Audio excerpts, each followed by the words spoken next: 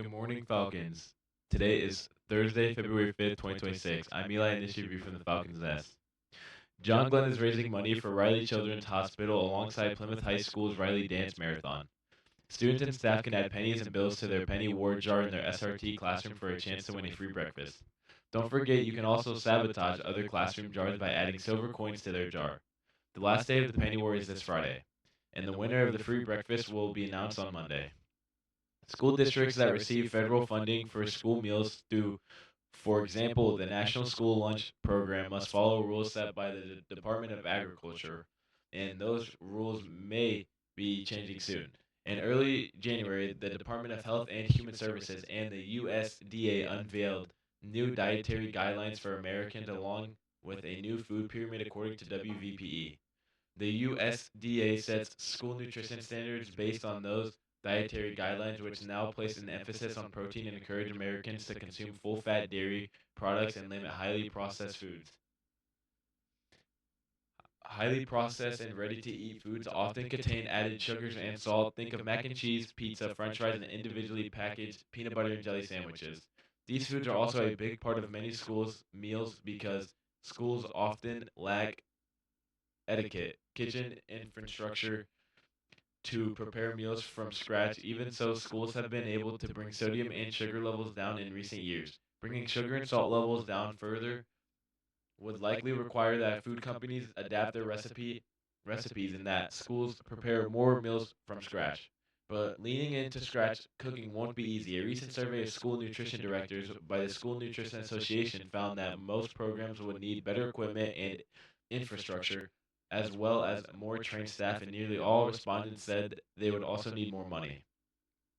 Protein rich school meals will come at a higher cost. At the top of the new food pyramid are animal products such as meat and cheese.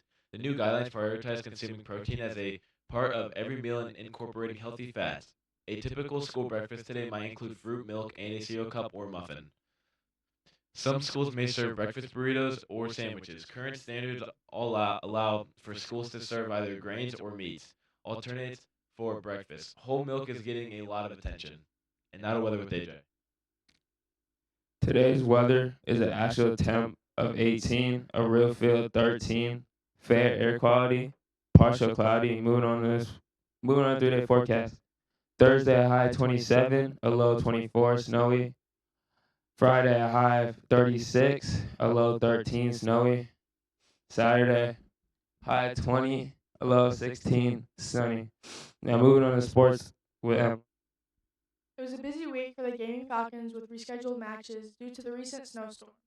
The SSBU squad faced a doubleheader against Mississinawa and Franklin County.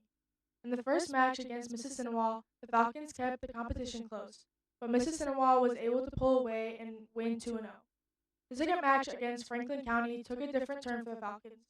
The Falcons were able to start off strong and hold the lead until the end, blowing out Franklin County 2-0. SSBU moves to a 4-6 record.